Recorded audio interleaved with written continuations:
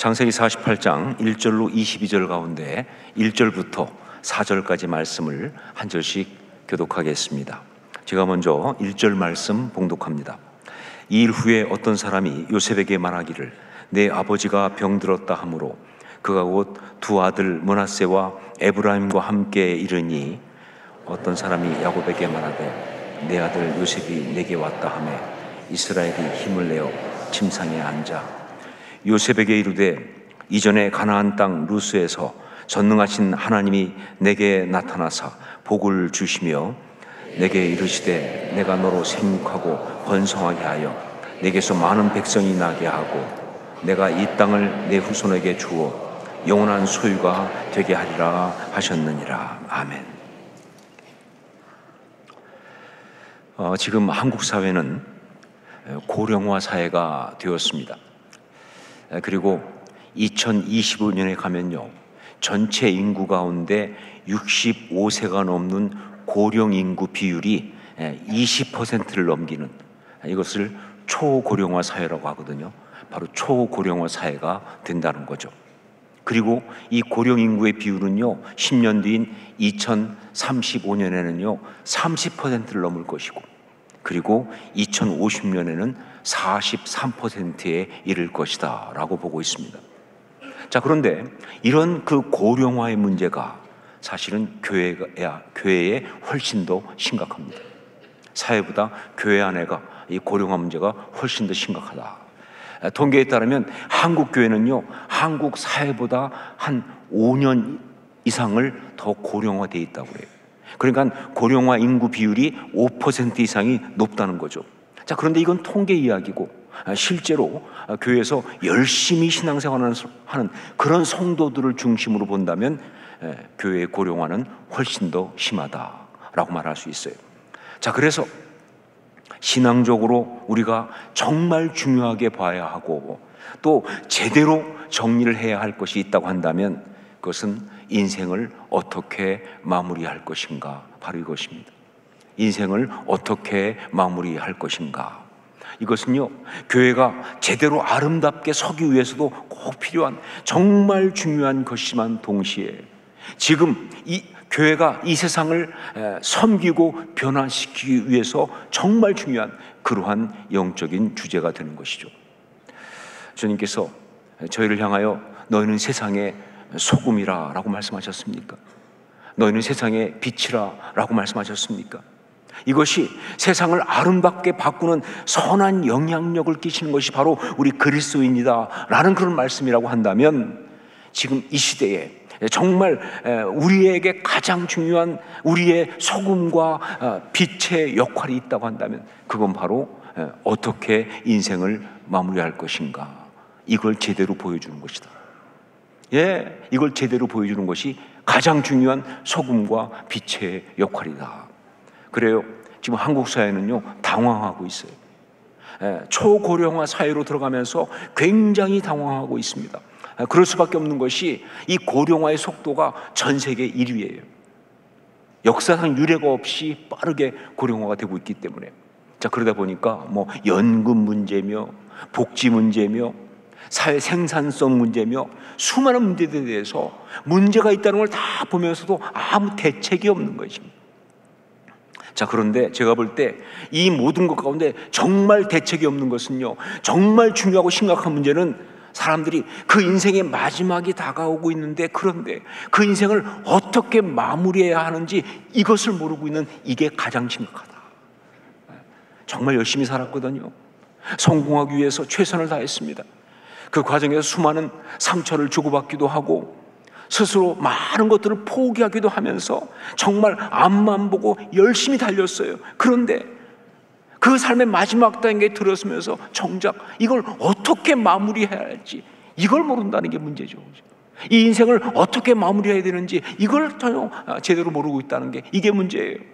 시작은 했습니다. 열심히 달려왔는데, 그런데 시작한 그 일을 어떻게 마무리해야 되는지 여기에 대해서 아무런 대책이 없다는 거예요. 정말 많은 사람들이 인생에 대해서, 인생의 마무리에 대해서 아이디어가 없어요. 제가 보니까 기껏 해봤자 인생의 어떤 마무리, 여기 대해서 제가 들은 거는 뭐냐? 9988 234 99세까지 팔팔하게 살다가 2, 3일 아프고 죽자, 뭐 그런 거라든가, 아니면 뭐 요즘 최근에 들은 건 절대로 요양병원에는 가지 않겠다, 뭐 이런 것들이에요. 근데 여러분, 이게 어떻게 인생에 대한 마무리가 됩니까? 아니, 이게 뭐 내가 하고 싶다고 할 수 있는 것도 아니고요. 혹은 그렇게 된다 할지라도요, 그게 어떻게 인생을 가치 있게 하고 의미 있게 하는 그 인생의 마무리가 되느냐, 그 말이에요. 인생을 어떻게 마무리할 것인가, 이것은요 지금 이 한국 사회의 가장 심각한 문제고요, 그리고 한국 교회 안에 있는 정말 중요한 신앙적 주제인 것입니다. 정말 중요한 신앙적 주제가 된다. 자, 그런데 여기서 우리가 먼저 알아야 될 것이 있습니다. 이것은요 단지 한국 사회 가운데 있는 고령 인구, 즉 나이가 든 사람들에게만 해당하는 그런 주제가 아니라는 거예요. 혹시 이 가운데 계신 분 중에서 좀 젊으신 분들은 오늘 이 말씀 들으면서 생각하기를, 저건 나하고 해당이 안 된다, 그러니까 오늘은 설교를 관전 모드로 가자, 뭐 이렇게 생각할 수 있는데 절대 그렇지 않아요.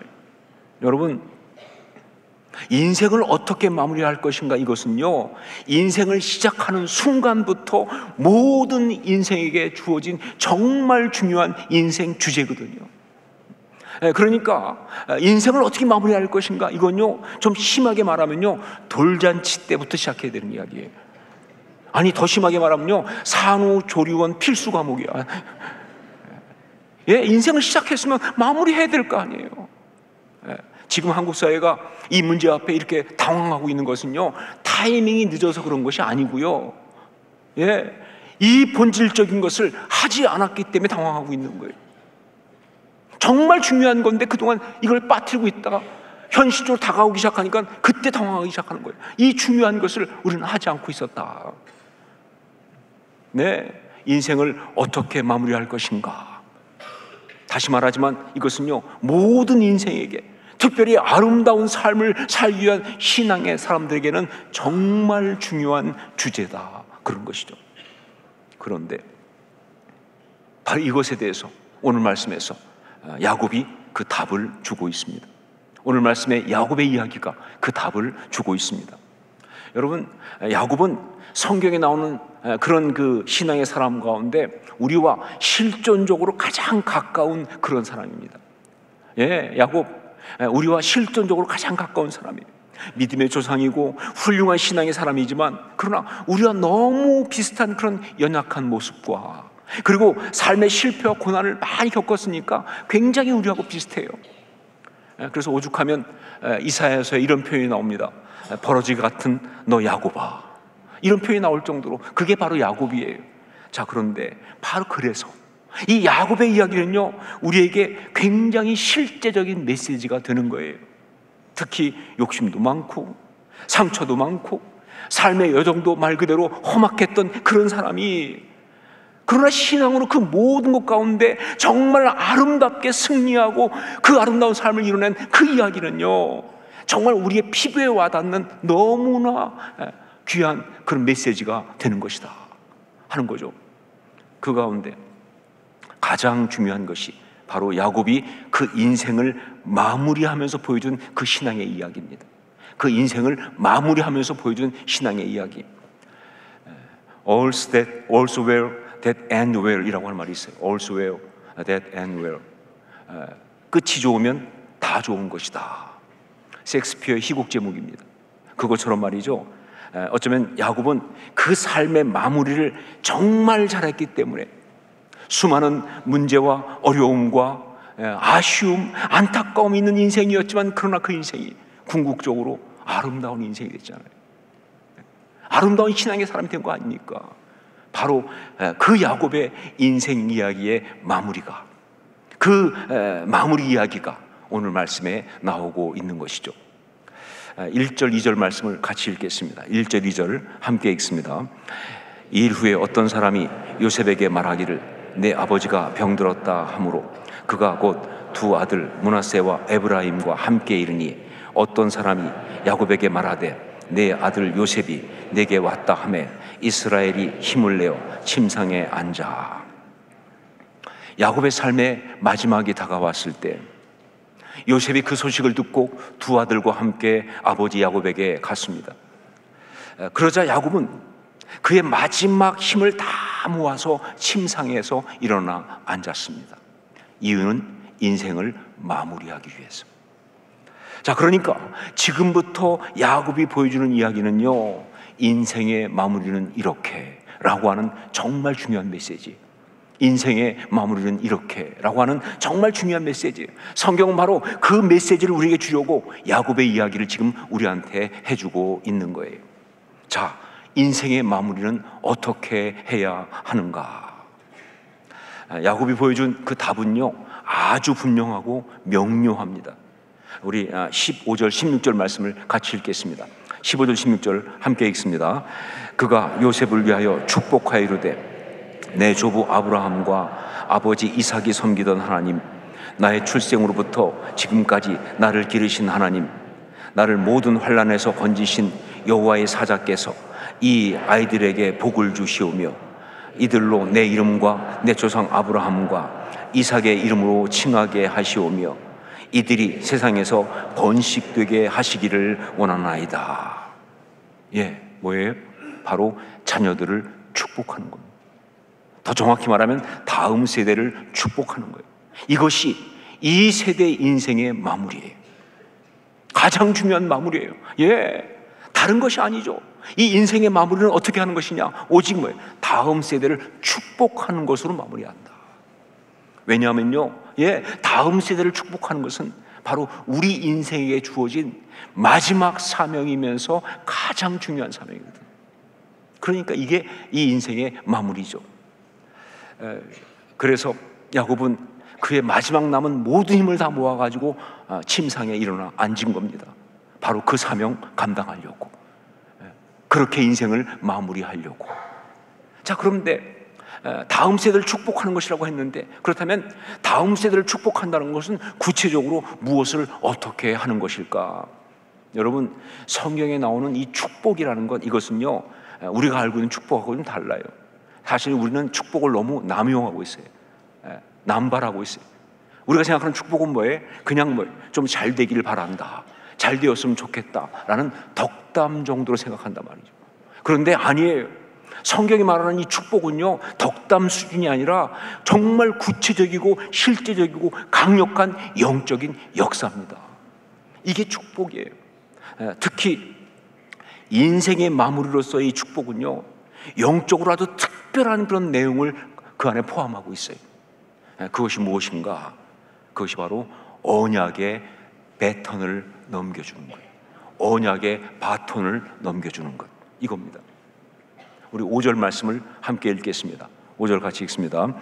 내가 애굽으로 와서 내게 이르기 전에 애굽에서 내가 낳은 두 아들 에브라임과 므낫세는 내 것이라.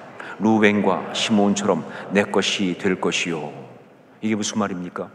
지금 이게 무슨 뜻인가요? 이 말씀이 어떤 주석에 보니까 이렇게 주석을 했더라고요.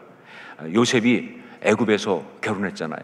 그래서 애굽 여자 이 보디베라의 딸과 결혼해서 두 아들을 낳다 보니까 그 므낫세와 에브라임은 섞였잖아요. 애굽 여자와 요셉. 그래서 정통성이 없다는 거예요. 그런데 야곱이 마지막에 죽으면서 그 두 아들을 이스라엘 백성으로 받아들이는, 정통성을 부여하는 그런 것이 바로 이 말씀이다라고 그렇게 주석을 했어요. 그런데 아니죠. 그건 말이 안 됩니다. 왜냐하면요, 지금 이스라엘은 아직 민족도 아니에요. 무슨 정통성을 부여하고 그럴 만한 그것도 없어요. 그거 아니고요. 그럼 이게 뭘 말하는 것이냐? 이것은 바로 요셉의 장자권을 확인해 주고 있는 그런 말씀이에요. 요셉의 장자권. 장자는요, 다른 아들들과 달리 2배의 분깃을 받습니다. 그러니까 장자는 다른 아들은 하나씩 받으면 자기는 2배의 분깃을 받아요. 그래서 요셉은요, 지파가 없잖아요. 요셉 지파 없잖아요. 대신에 뭐예요? 두 아들인 므낫세와 에브라임이 각각 지파를 이루는 거예요. 왜? 장자니까. 요셉은 바로 그 야곱에게 장자였거든요. 여러분, 그래서 여러분 아시는 것처럼 채색옷 사건이 일어난 거예요. 여러분, 채색옷을 해준 것은 그냥 이쁘니까 옷 해주는 게 아니고요, 누군가의 옷을 준다, 장자권을 주는 거예요. 마치 뭐예요? 그 엘리야가 승천할 때 그때 그 엘리사에게 겉옷이 떨어지면서 그때 엘리사가 뭐라고 말합니까? 영감을 내게 갑절이나 더 왔어. 그러잖아요. 장자권이에요. 그러니까 채색옷이 그래서 난리가 난 거예요. 형들이 왜 화를 냈느냐? 아니, 어떻게 요셉이 장자냐 말이죠. 11번째 아들인데 무슨 근거로 얘가 장자냐? 이래서 난리가 난 거 아니냐 그 말이에요. 자, 말대로 요셉은 11번째 아들인데 어떻게 장자가 됩니까? 이것에 대해서 오늘 말씀에서 야곱이 비로소 입을 열었습니다. 우리 7절 말씀을 함께 보겠습니다. 7절 같이 읽습니다.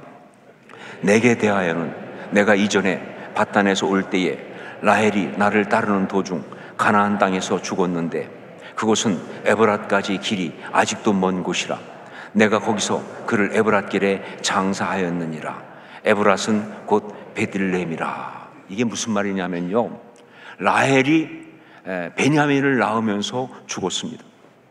그래서 그 라헬이 죽었을 때 그때 그 라헬을 갖다가 에브랏길에 장사를 했는데 그 고통 가운데 있을 때 하나님이 야곱에게 말씀하셨다는 거예요. 라헬이 낳은 아들 요셉이 장자가 된다라고. 일반적인 상식은 아니죠. 하지만 그때 하나님 말씀하셨다는 거예요. 라헬이 낳은 요셉이 바로 장자가 된다. 그때부터 야곱에게는 요셉이 장자였던 거예요. 그러니까 지금 그래서 그 장자에게 자신이 받은 언약의 바톤, 그 배턴을 넘겨주고 있는 거예요. 왜? 장자는 그게 장자거든요. 언약의 바톤을 이어받아가는 게 장자니까. 그래서 그 언약의 바톤을 지금 넘겨주고 있는 것이다. 이게 확실한 것은요, 그 뒤에 나오는 이야기를 봐도 알 수가 있습니다. 요셉이 므낫세와 에브라임을 야곱에게 기도받게 하려고, 왜냐면 이제 그 기도가 중요하니까, 그래서 데리고 나가면서 어떻게 했냐, 자기 왼손에 므낫세, 자기 오른손에 에브라임을 세웁니다. 그리고 나가는 거예요. 왜냐면요, 이렇게 되면 맞은편 쪽에서 야곱이 손을 딱 펴면 뭐예요? 야곱의 오른손이 므낫세 위에, 그리고 왼손이 에브라임에 가니까 이 장자의 어떤 그런 것을 지키려고 그렇게 간 거예요. 여러분, 여기서 우리가 뭘 할 수 있어요? 그렇죠, 요셉이 신경 많이 썼다, 이거 할 수 있잖아요. 그렇죠? 왜 이렇게 신경을 썼어요? 아픔이거든, 자기한테. 형제들 사이에 그 질서가 깨지면서 너무 많은 고통을 겪었으니까, 그러니까 요셉이 정말 신경 쓴 거예요. 이건 예민한 문제예요, 이 집안에서. 그래서 이렇게 탁 데리고 나갔는데, 그런데 이 말썽꾸러기 야곱이 그날따라 손을 어긋나게 얹은 거예요. 그 바람에 어떻게 됐느냐, 이 오른손이 에브라임 위에, 그리고 왼손이 므낫세 위에 가니까 요셉이 당황했어요. 그 순간 이거 어떻게 된 거지? 그래가지고 그래서 아버지가 참 눈이 어둡고 잘 몰라서 그런 줄 알고 아니라고, 이쪽이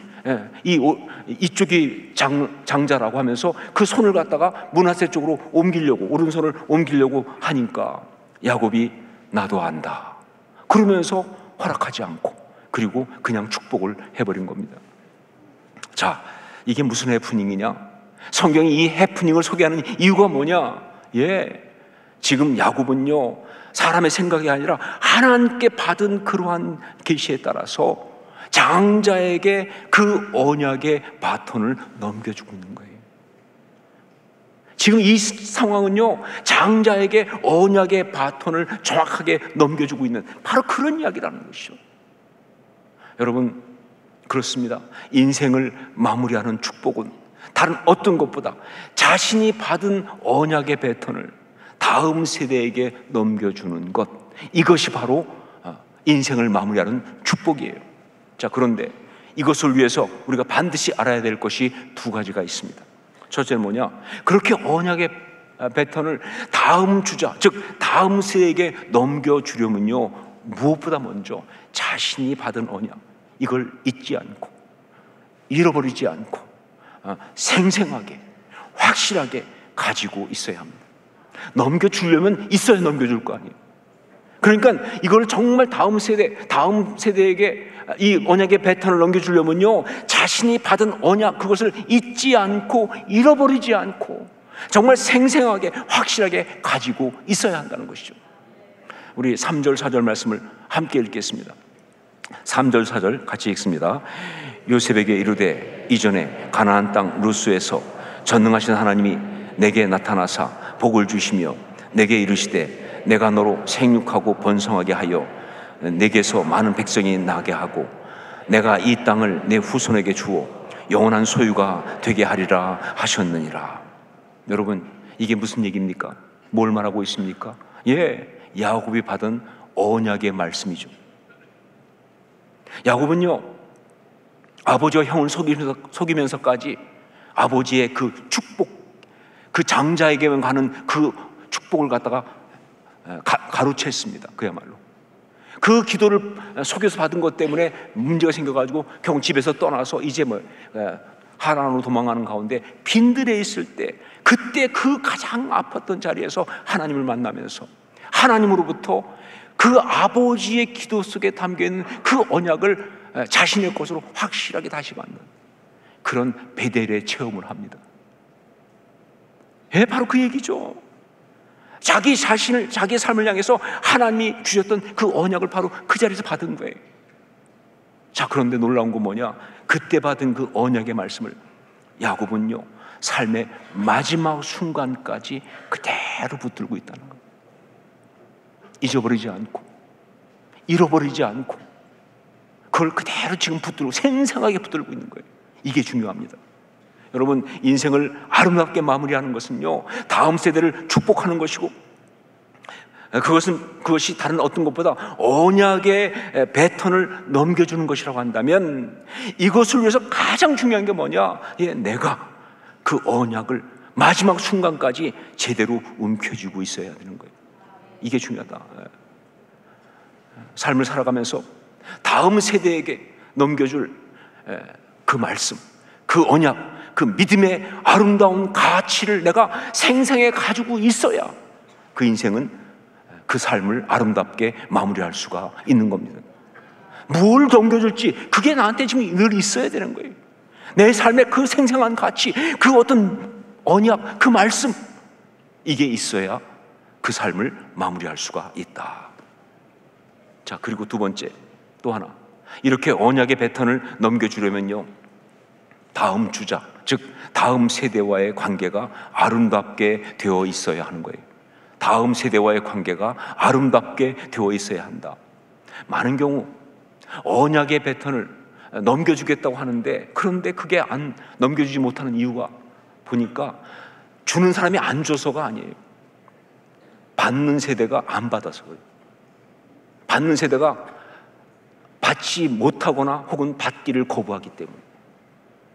자, 그런데 그 다음 세대가 받기를 거부하는, 받지 못하는 그 이유가 뭐냐 보면 거의 대부분 뭐예요? 관계에 문제가 있어 그래요. 관계에 문제가 있어서, 관계가 단절되어 있거나 혹은 관계가 꼬여 있는 경우입니다. 그러니까 그 좋은 것을 주고 싶어도 안 받는 거예요. 못 받는 거예요. 받기를 거부하는 거예요. 그러니까 언약의 이 바톤, 언약의 배턴을 넘겨주기 위해서 정말 중요한 것은요, 다음 세대와의 관계를 아름답게 세우는 게, 이게 정말 중요하다. 우리 19절 말씀을 함께 읽겠습니다. 19절 같이 읽습니다. 그의 아버지가 허락하지 아니하며 이르되 나도 안다, 내 아들아 나도 안다. 그도 한 족속이 되며 그도 크게 되려니와 그의 아우가 그보다 큰 자가 되고 그의 자손이 여러 민족을 이루리라 하고. 자, 여기 보십시오. 야곱이 그 아들 요셉에 대해서 어떻게 행동하고 있는지. 아버지 야곱이 손을 갖다가 이렇게 어긋나게 얹는 순간 요셉이 그 마음속에 있는 상처가 폭발을 했지 않습니까? 자기가 형들 때문에 그 어떤 그 형들과의 관계 속에서 갈등하면서 받았던 이 상처가 폭발하니까, 그래가지고 말이죠, 성경에 정확히 나와요. 기뻐하지 아니했다, 이런 표현이 나와요. 근데 이 기뻐하지 아니했다는 이 표현 자체는요, 이 야라라고 하는 히브리어는 상처가 막 돋은 거예요. 너무 화가 난 거예요. 그래서 아버지를 비난합니다. 아니라고, 그거 아니라고. 아버지 잘못됐습니다.